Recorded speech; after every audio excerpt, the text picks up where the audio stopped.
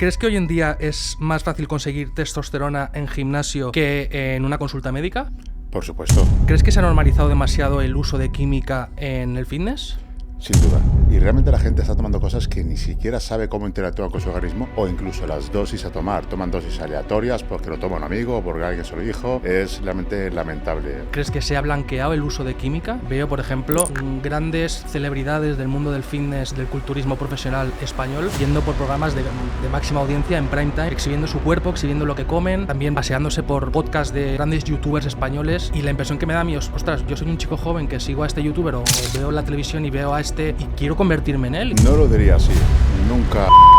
¿Qué tipo de sustancias se ven hoy en gimnasios, digamos, normales? Empiezan con testosterona, primobolan, masterón. Si tú decides dar el paso, ¿estás esclavizado de por vida a mantener algo? ¿Puedes dejarlo sin ninguna repercusión a nivel salud? Hay muchos efectos secundarios provocados por los andrógenos. Hay uno concretamente que no tiene vuelta atrás. Es el... ¿Qué sintomatología debemos tener en cuenta para plantearnos una terapia de reemplazo de testosterona? Una especie de niebla mental, una especie de que ya no estás motivado, te falta energía para levantarte. Para que se haga la gente una idea, ¿cuánto cuesta una terapia mensualmente? En el mercado negro te puede salir, no sé, al año. ¿Al año? Sí. Realmente barato. La pregunta que mucha gente me hace, ¿la terapia de reemplazo de testosterona provoca alopecia? Nada, muy buenas a todos y bienvenidos a un nuevo vídeo. Hoy está conmigo Toni Lloret. Muchos ya le conoceréis, otros no, pero bueno, a grandes rasgos, Toni lleva más de 20 años entrenando y estudiando en profundidad el entrenamiento de fuerza y la ganancia de masa muscular, y desde hace más de una década pues asesora de forma profesional a culturistas de competición y a personas que, como yo, pues quieran buscar una mejora tanto física como en tema de salud. Ya veréis que es una persona muy técnica y con un conocimiento muy profundo en tema de fisiología, de farmacología aplicada al rendimiento, nutrición y entrenamiento. Y hoy vamos a hablar pues de péptidos, de TRT, terapia de reemplazo de testosterona. Vamos a hablar de entrenamiento, vamos a hablar de la química en el fitness y de muchas otras cosas. Así que nada, muchísimas gracias por estar aquí, Toni. Muchísimas gracias a ti, Borja, por invitarme y un placer estar aquí con todos vosotros.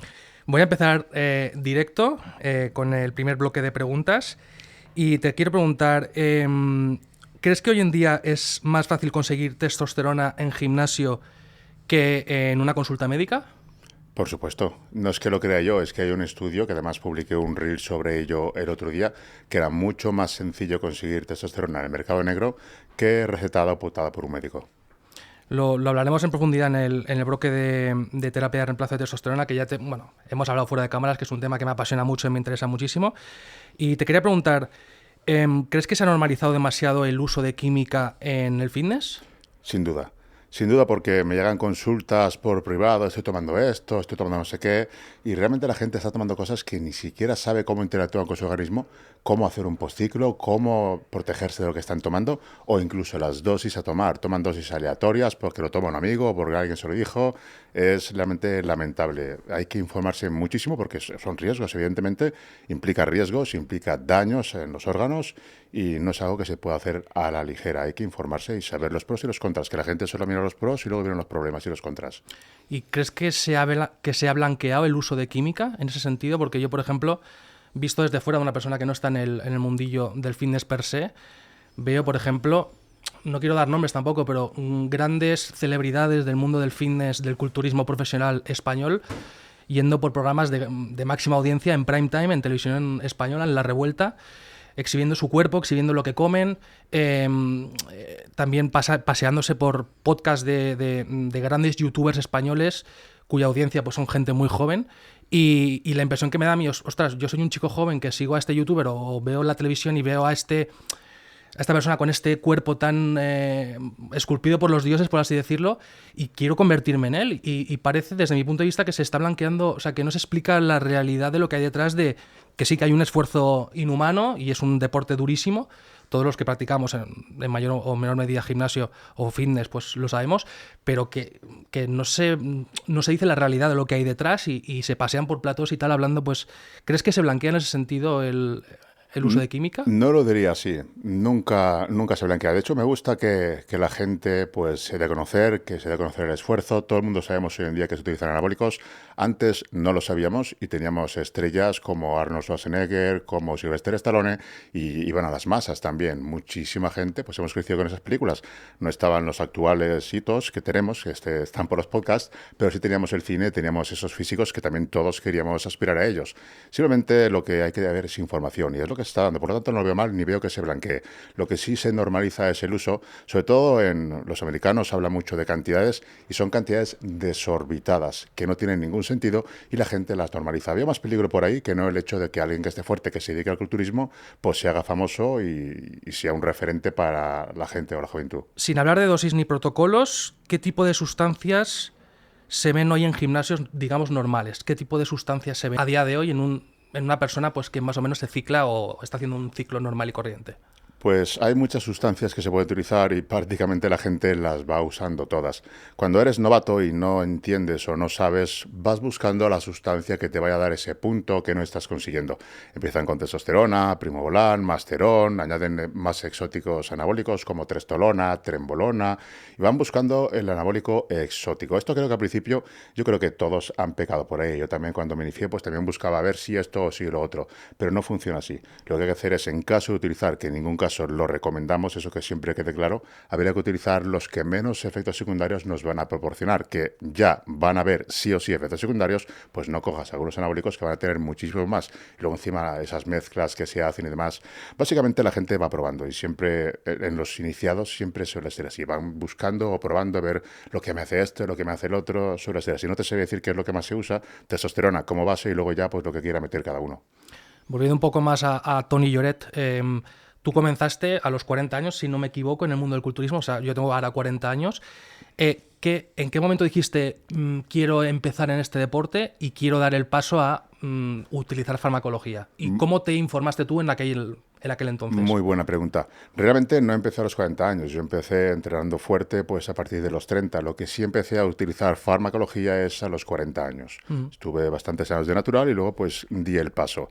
Para dar el paso contraté al mejor o a uno que yo pensaba que era el mejor y de hecho pues lo hice lo mejor posible en aquella época. Ahora las cosas son muy diferentes y cosas que hacíamos en aquella época pues hoy en día no tendrían ningún sentido y estarían muy mal. Lo que quiero decir es que fui con miedo, con respeto y contraté al mejor, al que yo pensaba que me iba a ayudar mejor, que de hecho me ayudó, estoy contento.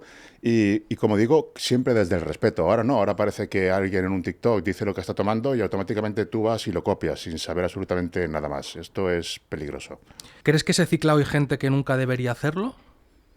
Yo creo que por lo que comentas, y es una pregunta que te quería hacer, se copia, o sea, yo desde la percepción que yo tengo es que la gente no se informa, no se quiere informar, le da pereza pagar a alguien y copia, pues lo que tú decías, el programa o es que no sé cómo decirlo, no sé si se dice ciclo o el programa o la programación que utiliza su compañero de gimnasio y no tienen no son conscientes de la repercusión negativa que pueden tener en su cuerpo. Es posible, hay de todo tipo de personas. Hay personas que, al igual que yo en mi época, pues se informan, estudian, valoran las consecuencias, los riesgos y luego toman decisiones desde estar bien informadas. Y hay otras personas que no, que simplemente copian protocolos o hacen lo que hace el que está más fuerte y copian. Pero yo pienso que cada vez hay más conciencia y cada vez la gente usa menos dosis, aunque siempre están los que no se terminan de informar y continúan haciendo las cosas demasiado mal, y los que sí se informan, que pienso que cada vez son más. Yo, por lo menos, desde la academia lo que vemos allí es que la gente que quería usar no usa, viendo los pros y los contras, y los que usan bajan dosis y consiguen mismos resultados, y siempre desde la salud, ¿no? Intentando que dañe lo menor posible la salud.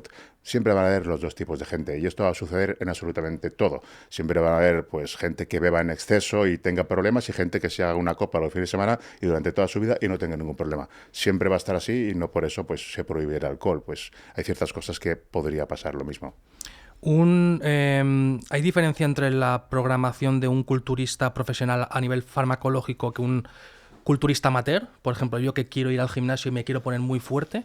¿Hay diferencia entre la farmacología que toma uno y toma otro? ¿O es lo mismo pero cambiando dosis? Depende Depende de la farmacología. Probablemente muchos atletas profesionales utilizan compuestos más agresivos, como por ejemplo la trembolona, aludiendo a que ellos son profesionales o van a ser profesionales y tienen que esforzarse más también en cuanto a la farmacología. Pero esto es un error. Deberían de utilizar fármacos que dañen menos, precisamente por eso, porque son profesionales y quieren serlo durante mucho tiempo. Esto hay que cambiarlo en la mente de los culturistas. Y en cuanto a si los culturistas o los amateurs usan más o menos, hay de todo. Conozco culturistas profesionales con físicos increíbles que usan dosis ridículas y hay gente con físicos que casi que no parece ni que entrenan que usan dosis absurdas. Hay de todo, no se puede saber por un grupo o por otro. Sí es verdad que en los estudios se ve que los culturistas profesionales tienen muchísimo más riesgo de muerte que los amateurs. Es evidente que en algunos casos utilizan muchas más dosis, pero no todos. Como digo, siempre hay gente que está tocada por la varita mágica de la genética y no necesita abusar tanto. Pues justamente te quería preguntar esto. En el culturismo, siempre teniendo en cuenta que hay farmacología en medio, ¿qué tan importante es la genética? Porque hay mucho debate en esto. No, que ese chico se cicla, pero es que tiene una genética que aunque no se ciclase, tendría ese cuerpo.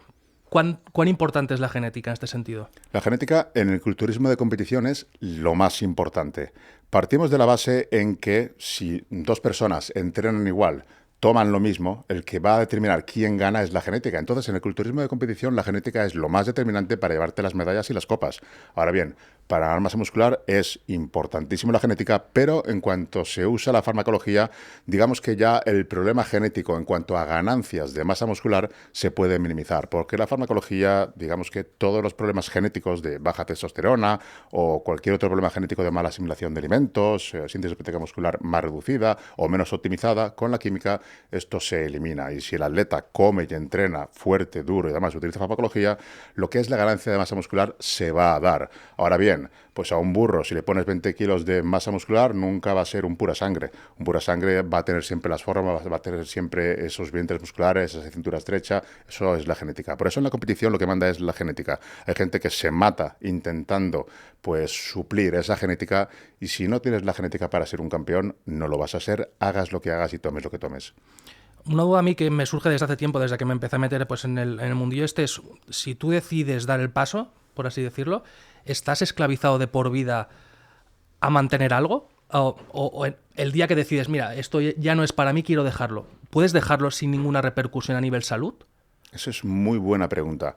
Hay muchos efectos secundarios provocados por los andrógenos. Hay uno concretamente que no tiene vuelta atrás, es el daño testicular. Cada vez que utilizamos andrógenos va habiendo un daño testicular, por lo tanto luego al dejarlos nuestros testículos no son capaces de dar testosterona. Esto no se sabe cuándo va a pasar, hay gente que le pasa en un ciclo, es raro, pero puede pasar que en un solo ciclo ya de repente ya no tengas testosterona y hay gente que está 2, 3 años y todavía puede mantener una vida sin necesidad de una terapia de reemplazo de testosterona. Lo habitual es que el año y medio, 2 años de uso no continuo, es decir, no es necesario que sea un uso continuado, sino puedes hacer un ciclo al año durante 5 años, ya serían 15 meses, y en esos 15 meses ya haberte dado los testículos lo suficiente para que tus niveles de testosterona fuesen bajos. Eso sería por un lado. Ese sería un problema que no tiene solución, al menos de momento. Hay algunas cosas que se pueden hacer para minimizar ese daño, pero todavía no está comprobado al 100%. Y luego tendríamos los daños a nivel de órganos, a nivel cardíaco, a nivel vascular y a nivel renal. Aquí también habrían problemas. A nivel vascular, un mayor estrés oxidativo pues va dañando los vasos, las arterias, hay una cierta rigidez. ¿No? Sí, pero es que la hipertensión es un problema muy global. Es una sobreactivación del sistema renina-angiotensina-aldosterona que genera esa hipertensión, esa mayor retención hídrica. Luego es una cascada que el corazón tiene que bombear más porque hay más hipertensión. También los vasos, las arterias generan más rigidez por el exceso activo de los andrógenos. Esa rigidez hace que la sangre no fluya, por lo tanto volvemos a que el corazón tiene que bombear más. Los riñones tienen que filtrar más. También el aumento del hematocrito de los glóbulos rojos también hace que los riñones tengan que filtrar más. Va dañando los glomérulos, también se dañan por otras vías. La cuestión es que esos daños a nivel cardíaco, vascular y renal, si hay un abuso, si hay cierto grado de daño que no se va a recuperar. Si no ha habido un abuso, tarda bastante en que se dé ese daño y hay un cierto grado de recuperación de ese daño. Es decir, un culturista le puede bajar la fracción de eyección del ventrículo y puede recuperarse en parte, incluso le puede tener hipertrofia del ventrículo izquierdo y puede recuperarse en parte, siempre y cuando, como digo, no haya un abuso demasiado grande y que la patología ya esté demasiado establecida. Pero sí hay estudios en que se revierte parte de ese daño. Y si no ha habido un abuso demasiado grande, pues puede estar un año, dos, no se sabe, depende de genética, depende de uso, depende de si utilizó fármacos a modo de profilaxis o protección, si no lo hizo, de los compuestos que utilizó, de la genética, cantidades, tiempo de uso, son muchos factores, pero sí que hay una parte de daño que en ese aspecto podría ser reversible y el culturista dejar de competir y estar bastante bien. Yo creo que la principal o el principal temor, quitando pues todos los problemas cardíacos, etcétera, es la famosa ruptura del eje, que es lo que tú has comentado, ¿no? Que tus testículos dejan de producir testosterona y tienes que recurrir a la terapia de reemplazo de testosterona, que es de lo que vamos a hablar ahora. Ese precisamente es el menor de los problemas. El menor. Eso sería el menor. O sea, si te preocupa eso directamente es que ni te plantees, porque ese es justamente el menor de los problemas. Solo se solucionaría de forma fácil con una terapia de reemplazo de testosterona y ya está. Pero otras cosas no se solucionan y son enfermedades crónicas que vas a arrastrar el resto de tu vida y que además te la van a cortar probablemente. Con lo cual, si no haces bien un ciclo, puedes tener todos esos efectos adversos que has comentado de por vida. No exactamente. Es una cuestión de dosis-tiempo. Los daños a nivel sistémico es una cuestión dosis-tiempo. O sea, por un ciclo es posible que tengas la mala suerte de que tus testículos no se recuperen, pero lo que es a nivel cardíaco, a nivel renal y vascular, con un solo ciclo es prácticamente imposible. Es una exposición prolongada a los andrógenos los que van a ir dañando a esos niveles. La famosa terapia basal, ¿qué es? O sea, ¿es cuando alguien deja el ciclo y es como para mantener o qué es exactamente? La terapia basal es un término que acuñó un gurú estadounidense que se llama Victor Black, que tiene un curso sobre andrógenos y hizo algunas cosas que están bien, ¿no? Esta es una de las cosas que a mí no me gustan. Yo en mi academia digo que no me gusta esa filosofía, no me gusta utilizar andrógenos todo el año y no lo veo correcto y sí que va a tener daños. Es decir, una terapia basal es un uso suprafisiológico de andrógenos. Una TRT, digamos que sería en unos 125 miligramos, no es exacto, puede ser entre 80, 125, 150, porque cada uno asimila la testosterona de una manera. Pero en la terapia basal son dosis suprafisiológicas. ¿Y qué dosis? Suprafisiológicas, las que cada uno quiera. Pueden ser 500 miligramos en total, puede ser 250, 300, 400. La cuestión es que es un uso de forma crónica de dosis suprafisiológicas. Este hombre, Victor Black, la denominó terapia basal y luego pues se hizo popular, pues... Ya se quedó. Sí. Y yendo a la terapia de reemplazo de testosterona, ¿cómo le puedes explicar a alguien que no sepa absolutamente nada de esto, que sea un neófito en este sentido, qué es la TRT, la famosa TRT? ¿Qué es? La terapia de reemplazo de testosterona, como su nombre indica, simplemente es reponer la testosterona que tus testículos, por el motivo que sea, no producen e insertarla de forma exógena. Es decir, reemplazamos la testosterona que tú deberías de producir porque no la produces y la ponemos de forma exógena. Y lo que se busca es unos niveles saludables de testosterona, es decir, no dosis suprafisiológicas, sino unos niveles saludables que tendrías si estuvieras correctamente y con unos testículos funcionales. Vuelvo a la primera pregunta que te he hecho. ¿Es más sencillo para una persona conseguir la testosterona en el gimnasio que se la paute un médico? ¿Por qué sucede esto a día de hoy? Que estamos viendo yo, pues he cumplido 40 años y no sé por qué, pues cada vez conozco más gente, te lo comentaba antes, que está en terapia de reemplazo de testosterona y antes pues se veía como, esta persona está en un ciclo, se está ciclando, ¿no? Y cuando en realidad, oye, no, estoy obteniendo de forma exógena testosterona para mantener unos niveles saludables, porque la testosterona es vital para un hombre. Entonces, ¿por qué pasa, o por lo menos en España, qué sucede y por qué los médicos no te la pautan? Yo te puedo decir mis hipótesis, imagino que serán varios motivos. En mi caso, por ejemplo, yo automáticamente me prescribo mi terapia de reemplazo de testosterona porque no tengo ganas de ir al médico, de que me lo pauten, de que me hagan mis analíticas. Y para que me la pauten a mí, tengo que estar sin testosterona, tengo que estar con testosterona muy baja, esperar unos meses, luego otras analíticas, luego vuelta aquí, 3 meses más. Eso es un calvario que es difícil para los hombres. Entonces, lo más normal es ir a un médico privado o hacerla por tu cuenta, que también se puede hacer. Hay gente que lo hace. Igual que hay gente que se está ciclando por su cuenta, también hay gente que está haciendo terapias de reemplazo de testosterona por su cuenta. ¿Por qué no la pautan tan fácilmente los médicos? Probablemente porque actúan por protocolo, es decir, hay unos márgenes y si no tienes menos de 300 nanogramos, pues a lo mejor no te la pueden pautar. Aunque el médico quisiera ayudarte, no va a poder hacerlo por lo menos desde la Seguridad Social. Médicos privados sí que tienen más manga ancha y sí que pueden pautártela si tienes síntomas. Ahora mismo la FDA, en el último comunicado, ya ha dicho que no únicamente es el valor de testosterona que salga en las analíticas lo importante. Es decir, si el hombre tiene síntomas de hipogonadismo, también se debería de poder pautar la testosterona y la está haciendo más accesible para todo el mundo, por lo menos allí en Estados Unidos. Esto aquí pues tardará lo suyo, pero es el futuro. O sea, dentro de X años, cuando la gente empiece a ver esto con más normalidad, ya alguien con niveles bajos, porque ves a gente con 400 nanogramos que tiene síntomas de testosterona baja, incluso gente que tiene menos de 300 y no se la pautan o se la pautan mal, que esa es otra que también sucede. ¿Y eso es por la disparidad entre valores entre laboratorios? O sea, es decir, yo me puedo hacer un análisis en un laboratorio, me da X, y me hago el análisis en otro laboratorio y igual estoy en rango, y en el primer laboratorio estoy fuera de rango. Son muchos factores, entre ellos también el organismo no son matemáticas, o sea, puede ser que en un momento dado tengas testosterona en 300 y en otro momento estés en 100, 150. No siempre vas a estar en un rango y de ahí no te mueves, sino que hay variables, depende de muchos factores, ¿no? Y luego hay personas que teniendo la testosterona en rango adecuado, digamos, pues que aún así van a tener síntomas de hipogonadismo, van a tener depresión, cansancio, apatía, menos líbido o erecciones más flojas, sobre todo con la edad, pues todo esto se va viendo.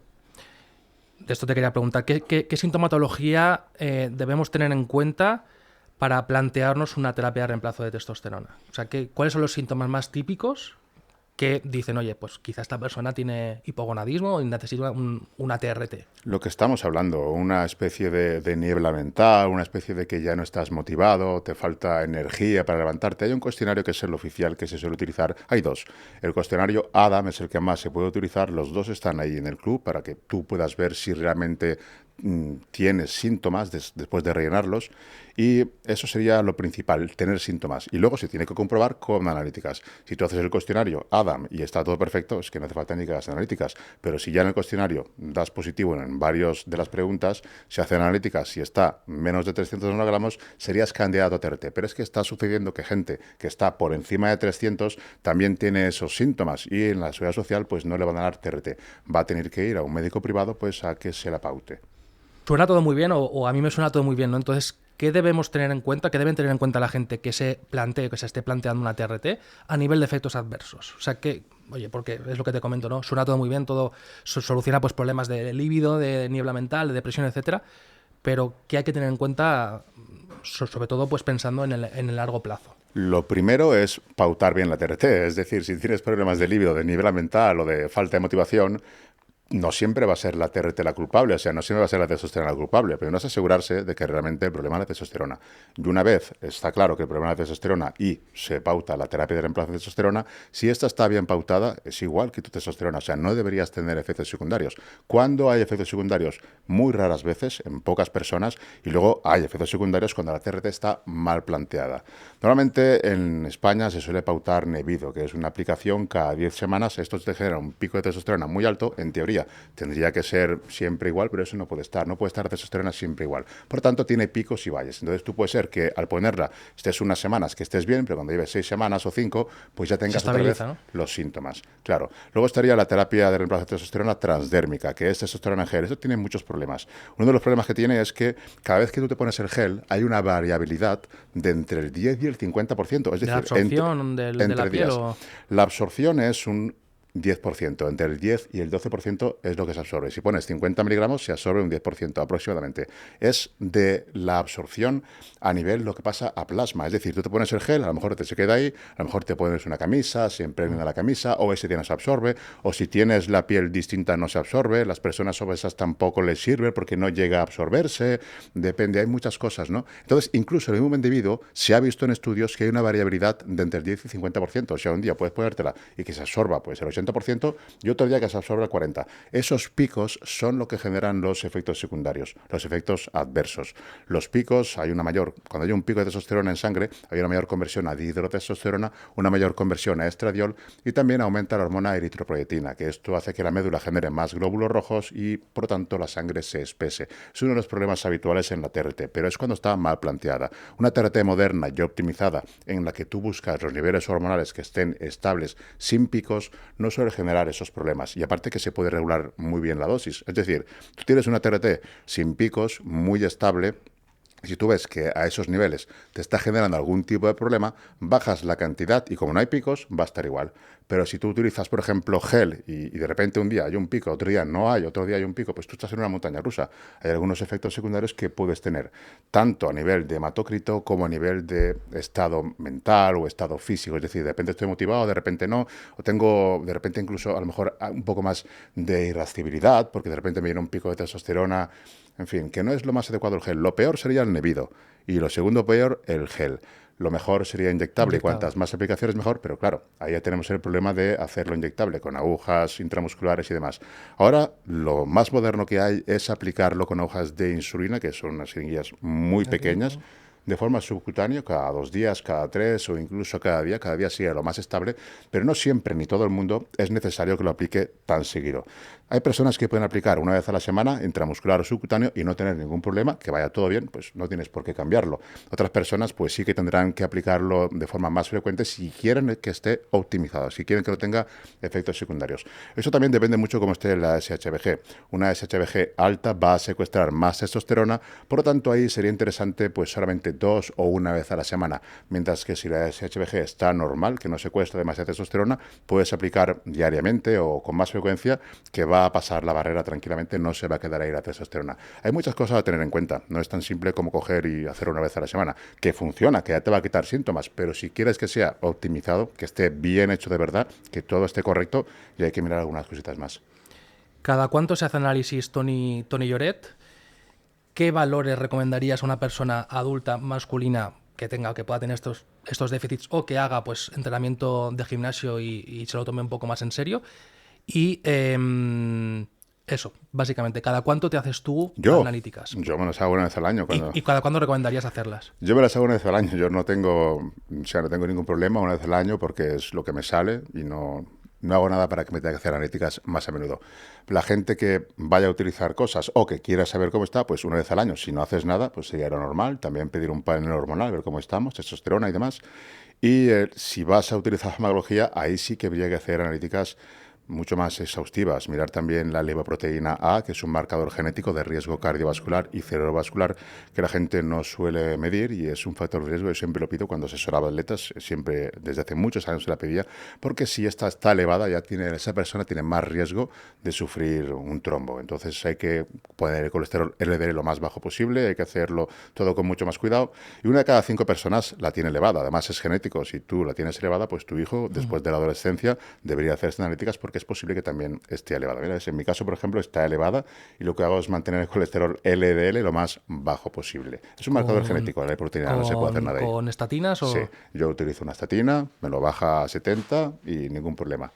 Y a nivel de presión arterial, ¿tomas algo? Porque el otro día te vi tomándote la presión arterial en Instagram, la tenías mucho más bajo que yo sí que voy un poco alto. ¿Estás tomando algo para la...? Sí, yo tomo telmisartán. Hay un doctor, el doctor Thomas O'Connor, que recomienda telmisartán en la TRT. Esto realmente no es para todas las TRT, esto realmente es para TRT culturista. Es decir, yo he sido culturista, yo probablemente tenga daño vascular, tenga daño cardíaco. Realmente estoy bien. Yo he hecho ecocardiograma, electro, prueba de esfuerzo, todo correcto. Pero yo he usado andrógenos durante un tiempo, o sea, algo de daño tiene que haber. Entonces, para estas personas el telmisartán es una buena ayuda para mantener bien también la flexibilidad de las arterias, los vasos, incluso Cialis, 5 miligramos al día, también lo recomienda. Es el pack completo y, en el caso de que haya sido culturista, pues también el colesterol cuanto más bajo mejor. A nivel de coste económico, no de salud, para que se haga la gente una idea, ¿cuánto cuesta una TRT mensualmente? A mí lo que son los fármacos como el telmisartán y la estatina me sale por la seguridad social del país donde vivo. La testosterona, pues en el mercado negro te puede salir, no sé, 60 euros al año en una TRT. ¿Al año? Sí, compramos, por ejemplo, si las cajas van a 30 euros, un vial suele costar 30 euros o 10 ampollas 30 euros. ¿Cuántas ampollas vas a utilizar? Unas 25 ampollas. ¿Tiene 50 semanas el año o 52? Utilizas media ampolla por semana. O sea, son en total 25 ampollas. Ponle 3, 4 euros cada ampolla, pues haz cálculos. Es realmente barato. Claro, lo que es caro es el seguimiento. Sobre todo al principio tienes que tener un control, un seguimiento hasta que se estabilice todo. Y una vez se estabiliza, pues ya puedes hacer analíticas cada 6 meses o cada año. Pero al principio de la TRT sí que hay que hacer analíticas porque la TRT no es utilizar testosterona y ya está. Sí, o una cantidad y ya está. Sino tú utilizas esto, pero la testosterona no se va a asimilar a todos igual. Alguien con 125 puede tener niveles muy altos, que no sería considerable, no sería recomendable, y alguien con 125 puede que todavía los tenga bajos y necesite un poco más. Entonces es individual, por lo tanto tienes que saber cómo están tus niveles para ver si esa dosis es correcta o tienes que subir o bajar. En un perfil de hombre normal y corriente, ¿cuál sería su nivel óptimo de testosterona? Pues lo normal, hoy en día, sin TRT ni nada, pues son 500, 700, algunos tienen 800, 900, más raro. Y muy normal son 450, gente joven con 450, 400, o sea, los niveles son bajos. Cuando tú haces una TRT lo que buscas es optimizarlo, es decir, 800, 900, incluso 1000, que ya digamos que son los límites del laboratorio. Y cuando tú haces la TRT, esto ya es una pregunta personal, cuando ya alcanzas un nivel, digamos, óptimo, saludable, para mantenerlo tienes que seguir utilizando TRT. Correcto, la TRT es un tratamiento de por vida, es decir, Crónico, o sea, sí, es de por vida. Y el nivel saludable es independiente de cada persona, es decir, una persona puede tener un nivel saludable en 800 y otra persona lo puede tener en 1000. Y otra persona en 800 puede tener problemas de que le aumente el hematocrito y tiene que bajar esa terapia en plazo y tiene que ponerla en 600 si es necesario. Si tú quieres salud, tienes que estar saludable. Habrán personas que podrán tenerlo a 1000 o incluso algo más y estar perfectamente, y habrán personas que no podrán llegar a esos niveles porque empezarán a desbarajustarse ciertos marcadores. Antes de entrar en el bloque de entrenamiento, que es una de tus especialidades también del entrenamiento para ganancia muscular, a nivel de suplementos, ¿qué suplementos crees tú que son indispensables y que funcionan para el entrenamiento de ganancia de masa muscular y de fuerza? A ver, indispensable es ninguno. Indispensable no hay ninguno. Es más indispensable aprender a entrenar y luego el grado de esfuerzo que apliques. A partir de ahí hay algunos suplementos que son interesantes. No son indispensables, pero son interesantes. Yo, por lo menos a la gente natural, los solía poner cuando ya estaba todo bien, cuando esa persona ya se estaba esforzando y estábamos progresando, que esto es lo más importante, que ya estás progresando, entonces se añaden. Es decir, si tú no progresas, no vas a progresar con suplementos. Y es más, si tú no progresas sin fármacos, probablemente con fármacos tampoco progreses. Sí que vas a utilizar fármacos, te vas a hinchar y luego cuando los dejes te vas a deshinchar y vas a estar como estabas antes. Es decir, los fármacos y los suplementos pueden potenciar, sobre todo fármacos. Y suplementos pueden ayudar. También a nivel mental, el estar tomando creatina, beta-alanina, citrulina, pues también es un plus, ¿no?, de esforzarte más. Son los que yo solía recomendar. Creatina, beta-alanina y citrulina malato. ¿Y qué suplementos crees que están sobrevalorados de los que de la cantidad ingente de suplementos que tomamos? ¿Cuáles están sobrevalorados a nivel Bueno, añadir cafeína, que también sería interesante, en algunos contextos la cafeína también sería interesante, y sobrevalorados, pues ya no sé. Yo es que suplementos, si no es con analíticas de que falta alguna vitamina, algún mineral, pues no suelo pautar o usar. Entonces, sobrevalorados, pues no sé, me tendrías que decir, pero imagino que habrá muchos que realmente la gente utiliza, no sabe muy bien por qué.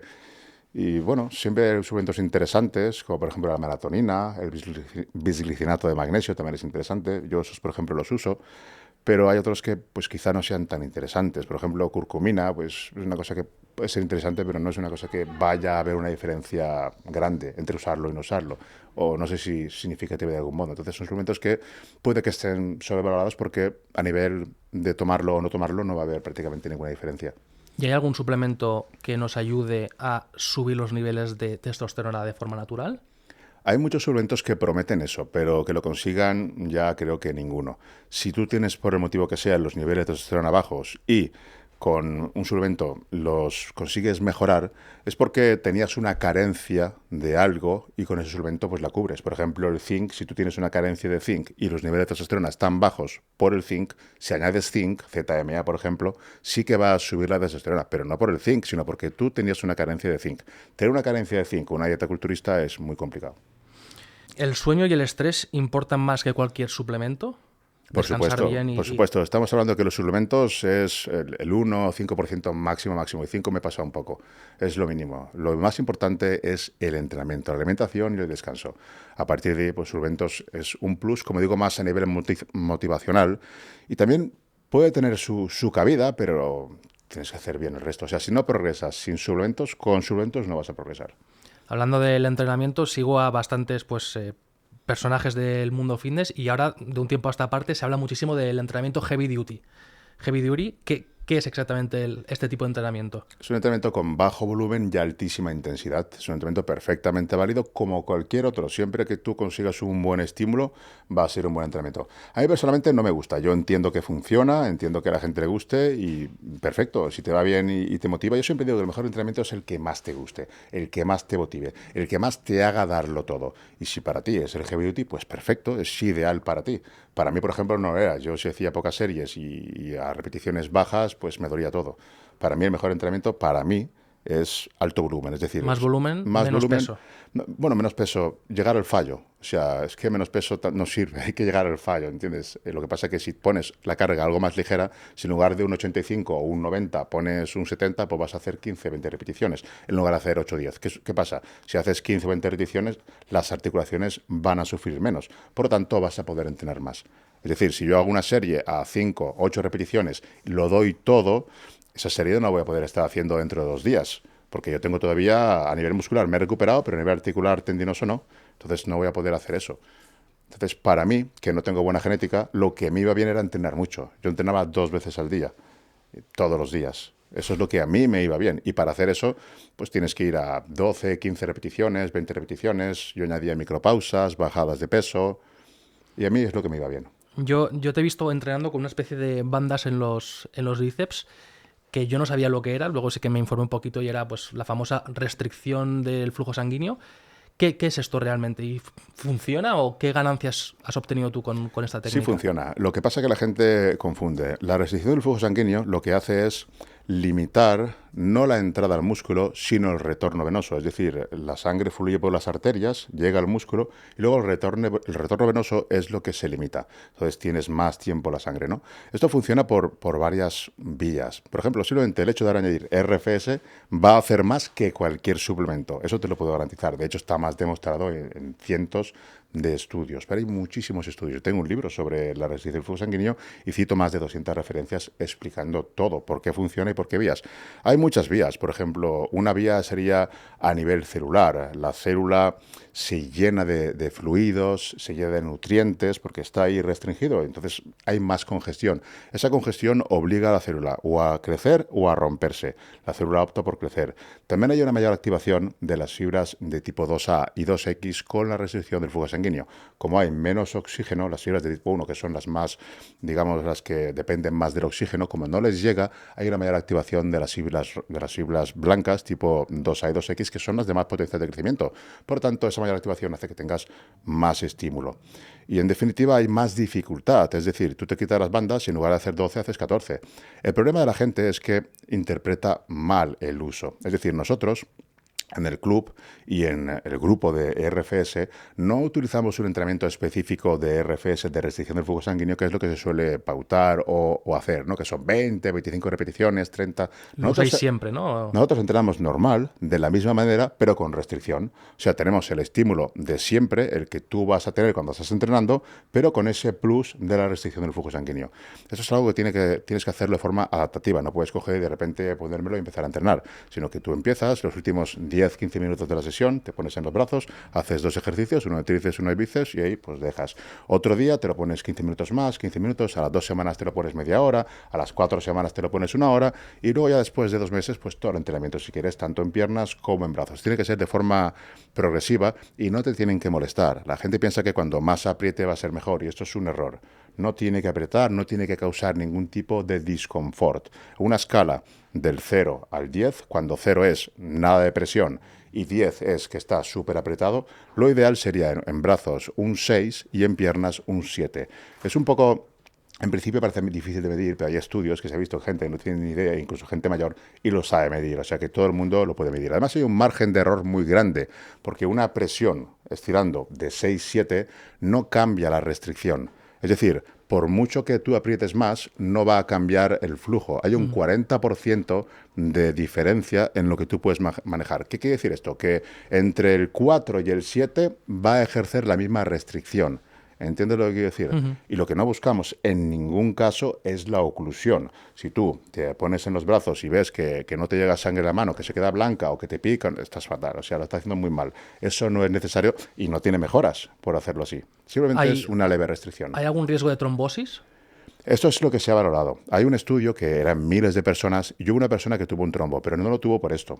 O sea, era una persona que tenía disposición de tener trombo porque los estudios son en gente muy mayor. Entonces, dentro del grupo poblacional y entre miles de personas, pues hubo uno que tuvo un trombo. Pero no fue por esto. De hecho, es algo que se dice mucho y no es así. Está muy documentado. Esto en Japón es la tercera edad, lo hace todo el mundo. El entrenamiento así. Con restricción, ¿no? Sí. A nivel de entrenamiento para ganancia de masa muscular, ¿qué errores ves en las planificaciones de hoy en día, por ejemplo?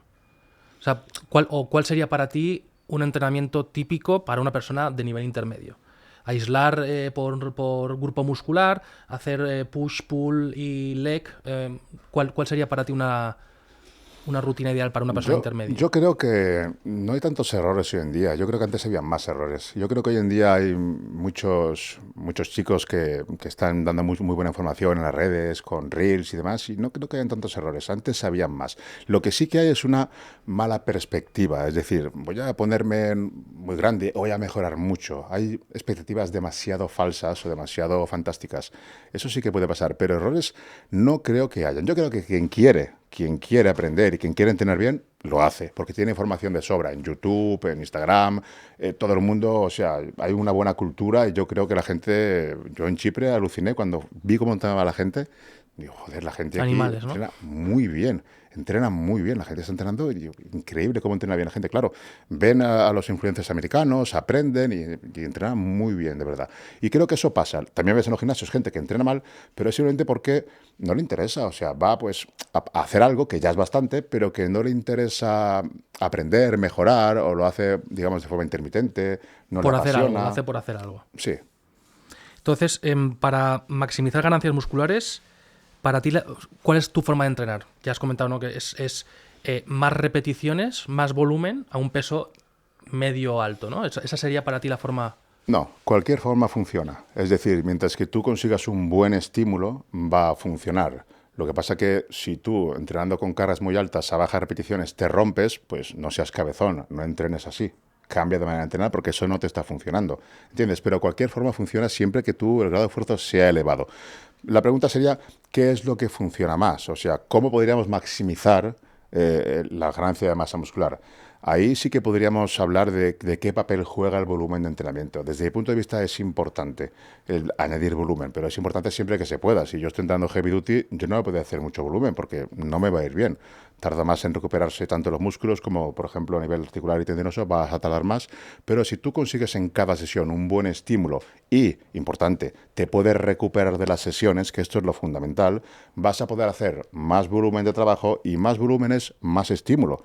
Si no te puedes recuperar las sesiones, entonces no hagas más volumen porque no te va a estar sirviendo de nada ese volumen extra. ¿Tú entrenas todos los días de la semana? Yo ahora he tenido épocas de entrenar solo 3 días, solo 4 días, y esto te hablo de hace, vamos, de hace poco. Ahora entreno pues, prácticamente todos los días porque me voy en el gimnasio muy temprano y ahora me gusta ir temprano y hacerlo. Entonces, como tengo todo el día por delante, sí que estoy entrenando 5 días, incluso 6 a veces, pero también he tenido épocas de 3 o de 4. Pero no es lo que haga yo, sino lo que le haga falta a cada uno. ¿Entiendes? Lo importante no es lo que haga este o el otro, sino a mí que me va bien. Mi trabajo es demandante, es sedentario. Yo me recupero bien entrenando 4 sesiones. Sí, pues bueno, pues como ahora estoy en fase de volumen, que estoy ingiriendo muchas calorías, pues voy a intentar entrenar 5 días. Si yo estoy entrenando 5 días y ahora estoy en déficit, pues a lo mejor me interesa entrenar 4 y ese otro día hacer cardio, por ejemplo, y descansar más. ¿Entiendes? No voy a dar más muscular porque estoy en déficit. Entonces, ¿por qué tengo que ir tantas sesiones? Mientras que toque todos los músculos y los toco en 4 días.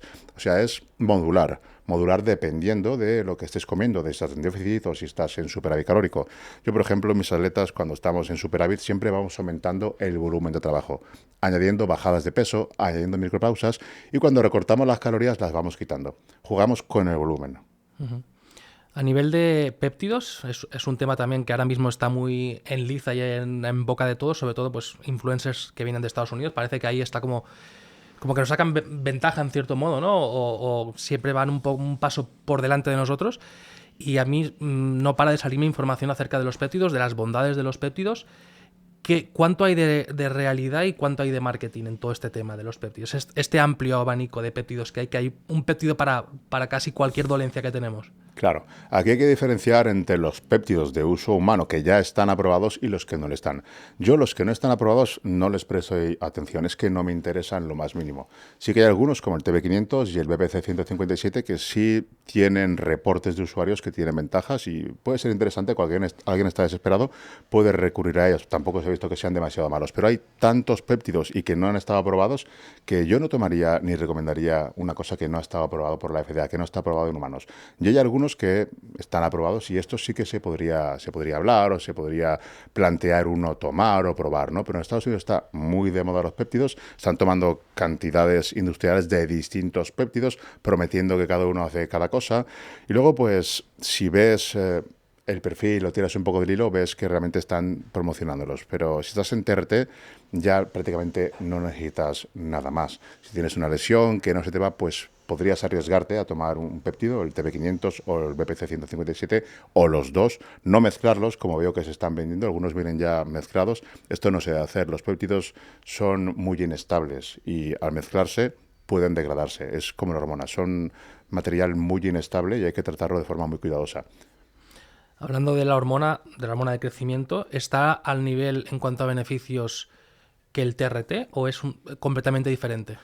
La hormona de crecimiento no tiene mucho que ver con una terapia en reemplazo de testosterona. Tiene algunas ventajas, sobre todo es una hormona que segregamos nosotros de forma endógena, pero con la edad va bajando. Entonces una persona que tiene 40, 50, 60 años puede tener beneficios, de hecho los tiene. Hay un estudio con ancianos, con gente mayor que está en TRT, se le aplica hormona y la gente que está con la hormona de crecimiento pierde mucha más grasa que la que está solamente en TRT. De ahí se dice que hay sinergia, no sé qué. No hay sinergia. Actúan por vías distintas, la hormona es más lipolítica, por eso pierden más grasa. También hay una mayor recuperación de tejidos y las ventajas son básicamente esas. No es anabólica. La hormona de crecimiento no es anabólica.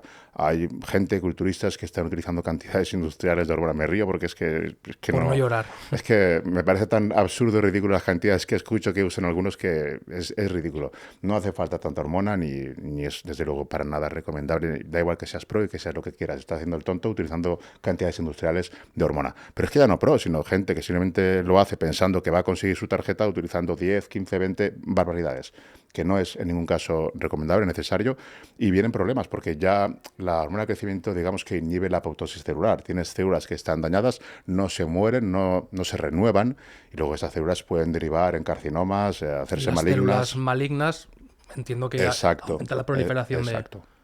de las células Que cancerígenas. realmente esto, cuando es terapéutico, no está demostrado que sea cancerígena a dosis la hormona de crecimiento. Pero claro, si utilizas dosis demasiado grandes y subes el IGF-1 a niveles de acromegalia, que son 700, 800, pues ahí los problemas que puedes tener es crecimiento de órganos, de tejidos, y es una locura eso. La pregunta que mucha gente me hace, ¿la terapia de reemplazo de testosterona provoca alopecia? Podría ser, es decir, si tú eres, si eres si eres propenso a que tengas alopecia, a que te caiga el pelo, te va a caer. Pero la terapia de reemplazo de testosterona lo que hacemos es sustituir la testosterona endógena por la exógena. Entonces simplemente tendrás que tomar las mismas medidas. Es decir, no estamos hablando de dosis suprafisiológicas. Cuando son suprafisiológicas sí que podríamos decirte que sí, que ahí sí que va a haber una miniaturización del folículo, sí que va a haber más caída. Pero una terapia no, estamos en dosis fisiológicas. Tendrás que tomar las mismas medidas que tomarías para mantener el pelo.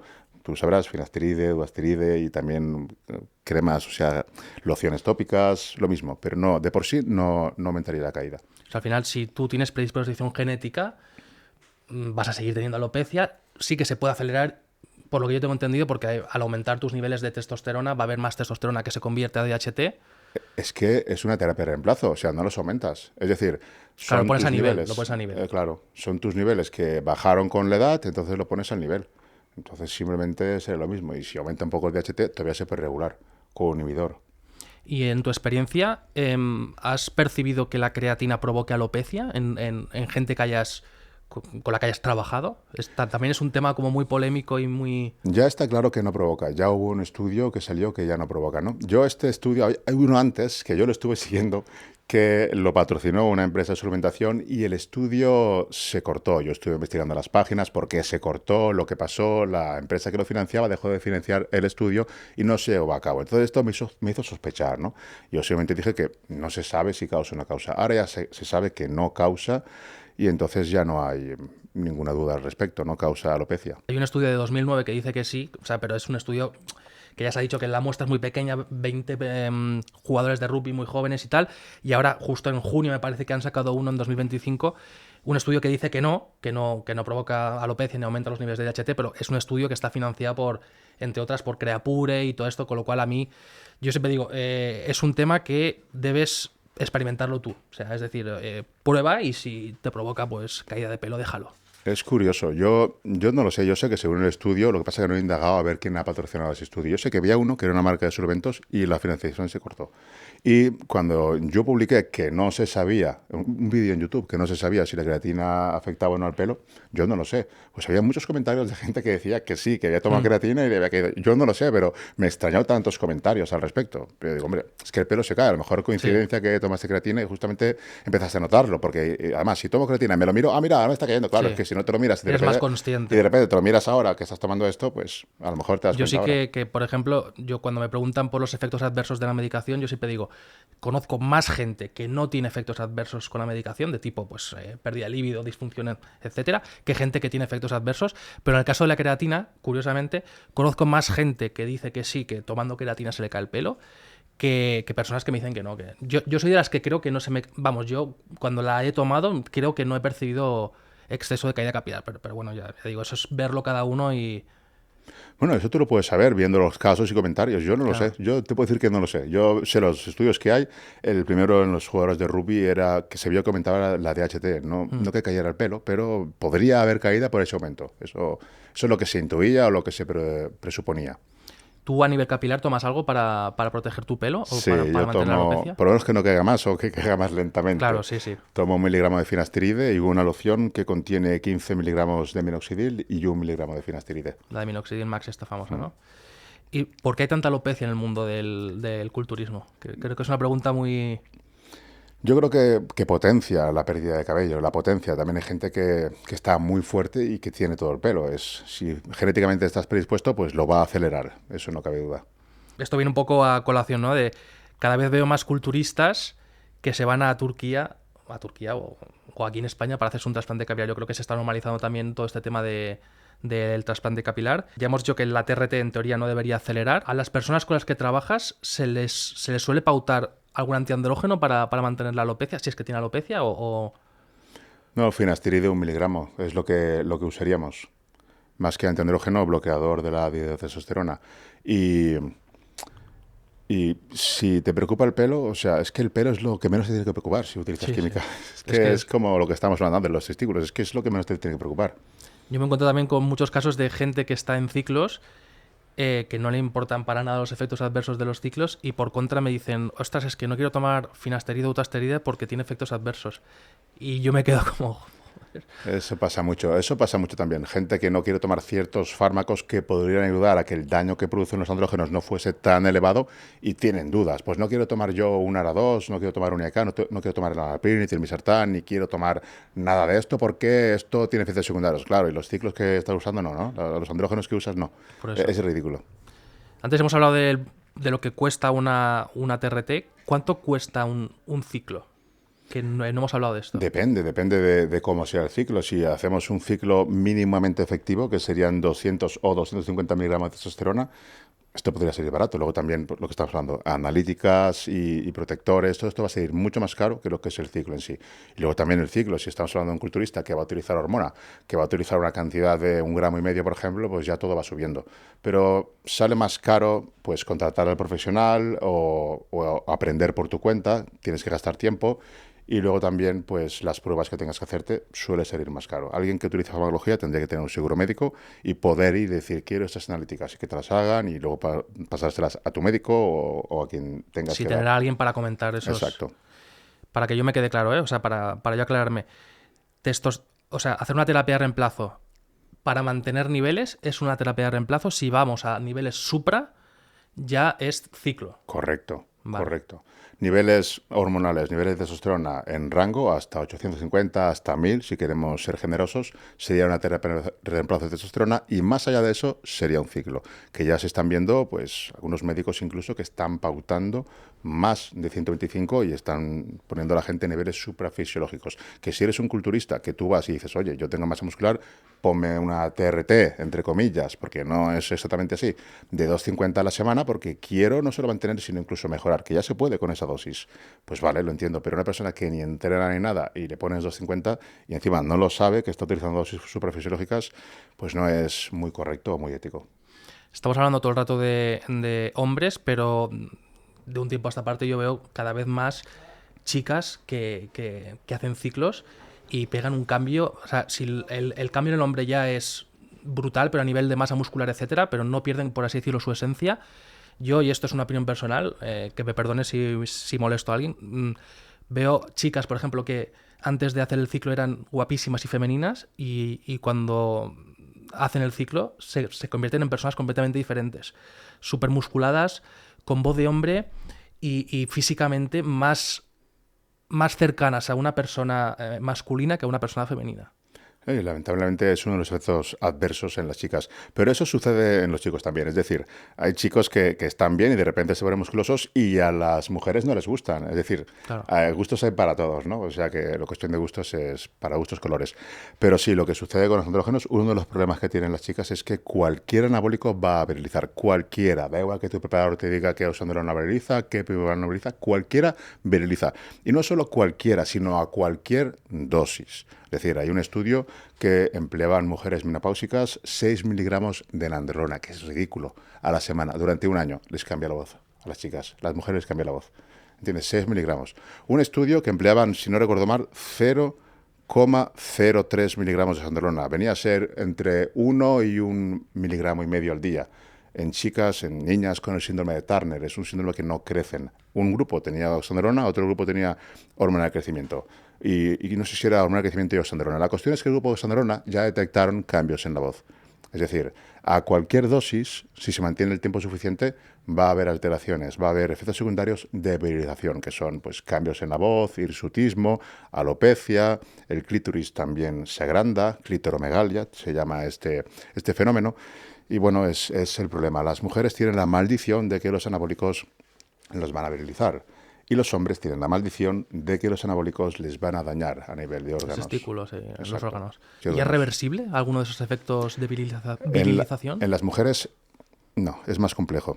O sea, empiezas un ciclo, da igual la dosis que sea, vas a tener problemas de virilización.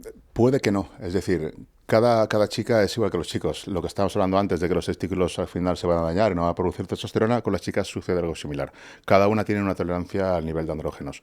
Entonces, lo ideal es primero no usar, si no quieres ningún problema, no usar. Hay otras cosas que se pueden utilizar y no te van a virilizar, ¿vale? Pero lo que son anabólicos, incluso Oxandrolona, Primorán, cualquiera, va a virilizar.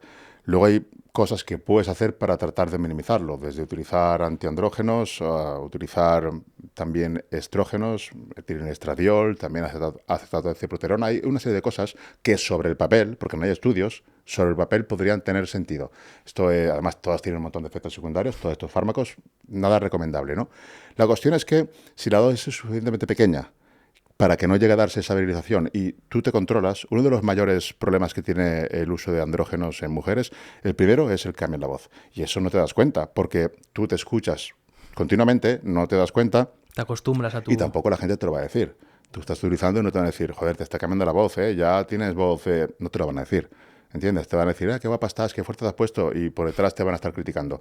La cuestión es que uno de los primeros síntomas es el cambio de la voz. Si tú detectas que te está cambiando la voz, que se puede hacer por aplicaciones que miden la frecuencia, tú todas las semanas te miden la frecuencia, en cuanto haya el más mínimo cambio, cesar el uso. Si es pequeño, la cuerda vocal puede revertir. Si es demasiado tiempo, ya ese engrosamiento ya no se va a revertir y ya te vas a quedar con esa voz, a no ser que también ahora hay cirugía que puede revertirse. Y las mujeres tienen que hacer muchos tratamientos para ir quitando pues ciertos efectos.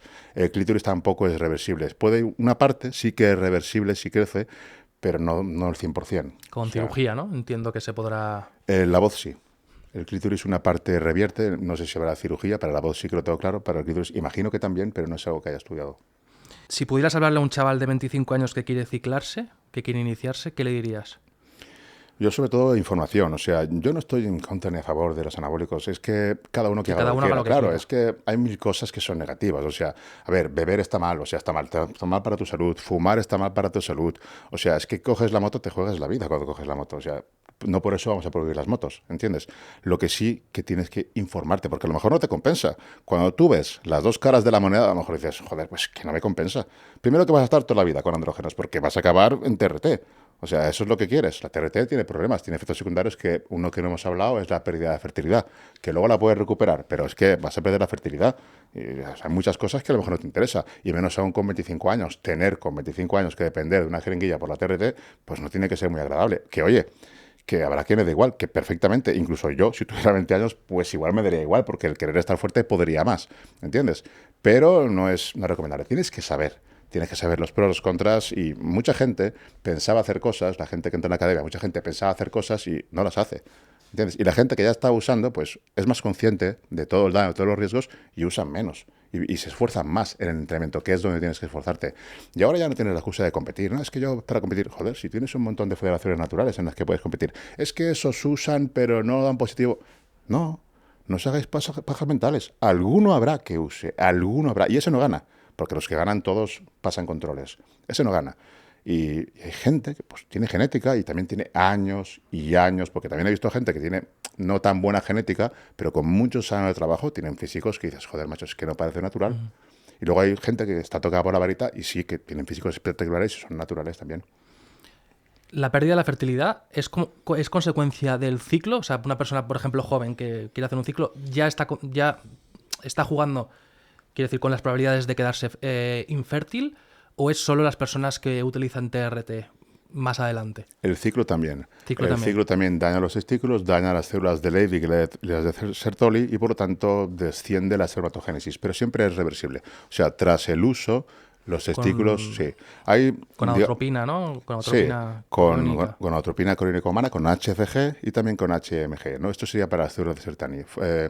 FSH sintética es lo que se utilizaría. Se utilizan dos cosas, HCG y FSH sintética. Pero normalmente solo con HCG ya se recupera la fertilidad. Hay varios estudios, varios protocolos. Todos los protocolos de recuperación de fertilidad basados en estudios están en el club, están en la academia, y cómo se tiene que hacer. También el tiempo que se tarda en recuperar la fertilidad. Ten en cuenta que la espermatogénesis es un ciclo que puede tardar tranquilamente 3 meses. Entonces, si pierdes la fertilidad, no esperes en 3 meses recuperarla. Probablemente tardes 4, 5, 6, depende del recuento. Si tienes menos de 15 millones, tienes oligospermia. Si tienes bastante, o sea, menos de 5 millones tendrías una oligospermia severa y 0 de recuento, azospermia. Cuanto más evidente sea ese recuento, cuanto peor sea, pues más es posible que tardes en recuperarla. Pero en todos los casos se suele recuperar. Te lo comentaba porque yo digo, coño, yo en mi caso que tengo 40 años, ya 2 hijos, o una persona que tenga 45, ya tenga sus descendientes, ya los tenga, digo, pues igual a mí la fertilidad, pues quizá no sea el menor de mis problemas ahora mismo a la hora de iniciarme con la TRT, ¿me entiendes o no? Tampoco siempre en todos los casos. Hay culturistas, Rory Coleman tuvo 8 hijos. Ya. ¿Entiendes? Suele pasar, pero no va a pasar tampoco siempre. También depende de lo que se use para esa terapia de reemplazo. Normalmente los geles pues, son más amigables porque no inhiben por completo o no inhiben durante las 24 horas. Que una TRT bien planificada con niveles estables, estás todo el día inhibido. Pero un gel que te lo pones por la mañana o por la tarde, pues no te va a inhibir todo el día. Son una vida media de 6 horas. Hay otras horas que hay actividad. Depende de lo que se utilice y del tiempo, pues va a darse o no esa pérdida de fertilidad. Pero lo más normal es que cuentes con ella. Te comentaba también antes fuera de cámara que he hablado con muchas personas que están en terapia de reemplazo. Parece como que ahora pues es menos tabú que antes quizá, y personas de 45 hasta 55, 56, y todas coinciden con las que yo he hablado que ojalá lo hubiera hecho antes. Ojalá lo hubiera hecho antes. Todas me dicen lo mismo. Ojalá lo hubiera hecho antes, me siento mejor que nunca, etcétera. ¿Crees que va a llegar un punto en el que no esté tan demonizado ni la gente? Porque claro, ahora hablas de TRT con alguien que no esté en el mundillo y te mira diciendo esto es un ciclo, esto es droga, esto es...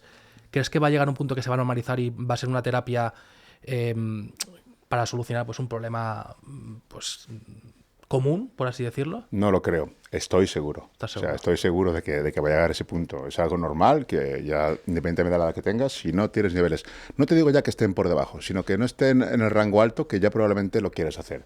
Y va a ser perfectamente normal. De hecho, yo no estaría en rango medio. Yo quiero estar en rango alto, quiero estar optimizado, quiero tener mis 52 años y estar bien. Tener ganas de entrenar, sentirme bien, tener capacidad cognitiva para poder estudiar, para poder explicar cosas, estar bien a todos los niveles. Y si con una TRT puedo aumentar esos niveles y estar correcto, pues lo voy a hacer. Eso yo.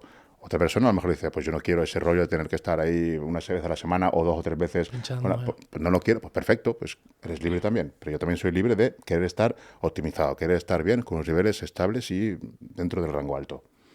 Para ir cerrando, Tony, has hablado aquí del club, has hablado de la comunidad o de la Biblia también. ¿Qué es esto del club y cómo puede acceder la gente al club? El Club Toni Lloret es, vamos a llamarlo una academia, que la empecé hace ya como 3 años y pico, y al principio pues fuera entrenamiento, nutrición, biomecánica, suplementación natural, y luego pues en esos aspectos ya está todo completo. Tenemos todos los tipos de programación de hipertrofia, la nutrición, también tenemos todos los tipos de nutrición, cómo hacer la dieta. El club, el objetivo es que tú seas capaz de llevarte tu preparación a todos los niveles. En este caso, si es natural, a nivel de entrenamiento, a nivel de suplementación, a nivel de alimentación, y luego también tenemos la pata de la farmacología. Cuando terminé con todo lo que es entrenamiento, nutrición, suplementación y biomecánica, que también están ahí todos los músculos explicados, todos los ejercicios, el volumen de entrenamiento, cómo repartir la frecuencia, es que tenemos ahí todo completo, todo lo que hay en cuanto a entrenamiento, lo tienes ahí. Cuando terminé de esto, dije, vamos a tocar la pata de farmacología porque también interesa a la gente, de hecho parece ser que es lo que más interesa, pero sin la base no sirve de nada. Esto es un multiplicador, pero si lo multiplicas por 0 o por 1, pues se va a quedar muy pobre. Si tú optimizas el entrenamiento, nutrición y descanso, si lo optimizas todo eso, vas a multiplicar con menos cantidad, vas a multiplicar y conseguir mejores resultados. Pues al final, pues también metí el tema de información sobre farmacología, siempre basándome en estudios. Es decir, hay una parte que es lo que se ve en estudios, los efectos secundarios, esto, lo otro, lo que se ve en chicas, está la Biblia de la farmacología de mujeres, la Biblia de la TRT, todo esto en estudios, y también está mi experiencia. Yo, como sabes, llevo más de 15 años asesorando todo tipo de atletas, no solo culturistas de competición, sino también personas que quieren un mejor físico, quieren estar mejor, o quieren perder grasa, o quieren ganar masa muscular. Entonces, toda mi experiencia también está ahí. Es decir, ahí tienes, si eres preparador o si quieres prepararte, tienes la experiencia de años y años y años asesorando atletas ahí puesta. Tenemos ejemplos de todos los atletas. Yo tengo registros de todo tipo de atletas. Tengo atletas naturales, atletas con farmacología, tengo campeones de Europa y 2 campeones de Europa en el club y veo sus preparaciones, que es lo que hacían naturales. Vemos cómo progresan en el volumen, la masa muscular que gana. Te explico cómo tienes que crecer, es decir, cómo tiene que tu cuerpo ir cambiando para que esté bien. Es decir, el brazo cómo tiene que ir subiendo, cómo tiene que ir subiendo la cintura, cómo tiene que ir subiendo el peso, las piernas, lo que se gana en un macro de volumen, definición, y esto en distintos campos, es decir, en naturales y también en usuarios de farmacología. Si tú usas fármacos y no estás ganando esa cantidad de músculo, lo estás haciendo fatal, te estás dañando la salud para nada. Y si es natural, pues paciencia porque el ritmo es este. Tienes que ir a este ritmo, subes y luego bajas y obtendrás tus 2-3 kilos en ese macro. O sea, está enfocado tanto a gente como yo que igual quiero mejorar o darle un plus a mi preparación, como a preparadores que ya estén llevando a gente y quieran pues aprender un poquito más en todos esos aspectos que has comentado, ¿no? Exacto, tenemos las dos partes, tenemos la parte de entrenamiento natural y luego también pues la parte de farmacología. Yo, si eres preparador, pues que te informes lo máximo, porque tienes la salud de las personas en tus manos, haz las cosas bien, trata de no dañar a las personas, no utilices dosis grandes que no tiene sentido, tiene más sentido optimizar el entrenamiento y ahí por eso es lo que tengo el club, conciencia a la gente de los problemas y de los riesgos y que dentro de lo malo que es utilizar farmacología hay formas de hacerlo pues lo más sensato posible. Y también está la comunidad donde puedes preguntar cosas y directamente pues yo te respondo, te aclaro las dudas que puedas tener. Pues nada, dejaré todos los datos en la descripción de este vídeo y nada, para mí ha sido un placer, información súper valiosa que seguramente pues a la comunidad le va a encantar y nada, darte de nuevo a ti las gracias por tu predisposición y nada, nos vemos en otro podcast. Gracias a ti, Borja, muchísimas gracias, un placer. Muchas gracias. Quería haber comentado el estudio este tan chulo que hay de Bassin. Este de la masa muscular. Sí. Este es muy interesante porque Es chulo. yo sé por qué pasa eso, o sea, lo puedo explicar fácilmente el por qué pasa eso. Es que cuando tú tomas andrógenos hay una mayor retención de glucógeno muscular, entonces tú subes de peso, pero eso no es músculo. Cuando tú dejas los andrógenos, te vacías. Y cuando alguien utiliza dosis altas, lo que hace es que hay una mayor captación de glucosa y de agua, por esa mayor sobreactivación del sistema adrenina-angiotensina aldosterona, por lo tanto creces más en cuanto a kilos. Pero no es músculo, es agua lo que estás ganando. Por eso la gente piensa que aumentando dosis, ahora que estoy con más dosis sí que estoy más grande. No, eso es agua. ¿Entiendes? Es que te estás engañando. O sea, era curioso porque los que tomaban testosterona y no entrenaban tenían más ganancia que los Claro, que pero no tomaban. ¿sabes cuál es el y problema? entrenaban. El problema es que no existe, a día de hoy, no existe una forma válida de medir la masa muscular, a día de hoy. El músculo es un 25% de proteína contráctil y el resto es agua y depósitos de glucógeno. Entonces, lo que masa muscular, que tenía más masa muscular, no, tenía más agua y más glucógeno. Es que no hay una manera de medir medirlo. la masa muscular. No hay una manera. Se han propuesto varias cosas, varias. La más interesante es el DEXA, pero es que ni siquiera el DEXA. O sea, no puede medir la proteína contráctil real. La proteína contráctil de verdad va a medir si esa proteína está llena de glucógeno, de nutrientes, de agua, pero la masa muscular no se puede medir. Es muy O sea, relativo. a día de hoy no se puede medir. O sea, que ahí te dicen masa libre de grasa, que no dicen masa muscular, dicen masa libre de grasa. Ahí engloban todo. Tienen 4 kilos más de masa libre de grasa. Masa libre de grasa son órganos también. O sea, es un estudio un poco... No, es un estudio bien se hecho. viralizó en su día, pero vamos. Es un estudio bien hecho. Lo que está mal hecho son las conclusiones. ¿Entiendes? Las conclusiones de que, mira, ves, es tan potente. Que oye, que sí que es potente. Que sí que es potente la testosterona. Si no te voy a negar eso. Yo te voy a negar que no sea potente, que no sea casi mágica. Pero que eso no gana 4 kilos de masa muscular. De hecho, cuando pierden el ciclo y se hinchen que lo meen todo, van a estar igual que estaban.